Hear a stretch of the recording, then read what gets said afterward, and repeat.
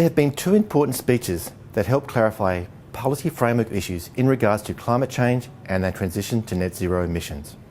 The first was by the Honourable Chris Bowen, Minister for Climate Change and Energy, and the second was by the RBA Governor in waiting, Deputy Governor Michele Bullock.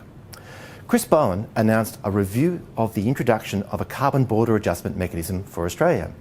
Michele Bullock, by contrast, outlined the RBA's approach to analysing the economic impact of climate change, the transition to net zero, and the implication for inflation and monetary policy. Together, these speeches presented a framework for the possible policy tools to encourage the transition to net zero, the economic implications of these policies, as well as the economic cost of climate change and the transition process. Turning to Chris Bowen's key note, it was that the cost of climate change would be borne out by all, but the cost of the investment in decarbonisation would be borne primarily by the private sector. Nevertheless, he noted governments have a key role to play in setting the framework and policies to encourage the transition to low emissions. Current examples are the legislation for emission targets, as well as the reform of the safeguard mechanism. Now, we covered the safeguard mechanism reforms in an earlier video, and as such, this video will focus on the new policy announcements and the undertaking of a feasibility study around a carbon border adjustment mechanism. Now, you may ask, what is a carbon border adjustment mechanism, or a CBAM for short? CBAM is a policy that assesses the carbon content of a product and if that price of that carbon has been captured by the price of the good. The EU has led the way in developing a CBAM for the key imports into the region. From 2026, 5 emission-intensive sectors, cement, iron, steel, aluminium, fertilisers and electricity, will need to ensure that the carbon price is embedded in those goods matches the EU's trading scheme carbon price. While the policy might not have direct implications for Australia in terms of our exports, it will affect the global prices for those goods and as such have indirect implications for Australia. One key issue is that our own investment required for the transition to net zero will require significant imports of cement, steel and aluminium. As such, the interaction of the EU CBAM and global prices will have significant implications for Australia. This is a good point to segue to the RBA Assistant Governor Michele Bullock's speech on the central banks and climate change.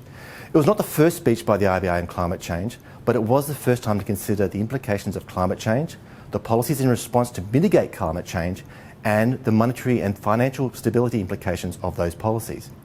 Ms Bullock noted that Australia's climate is already changing.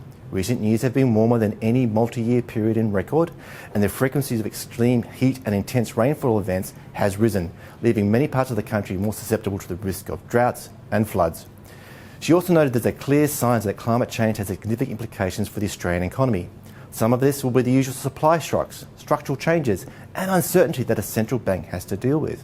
There will, however, be new challenges, including high uncertainty around climate change, how it will impact on prices, including asset prices, the economy and the financial system.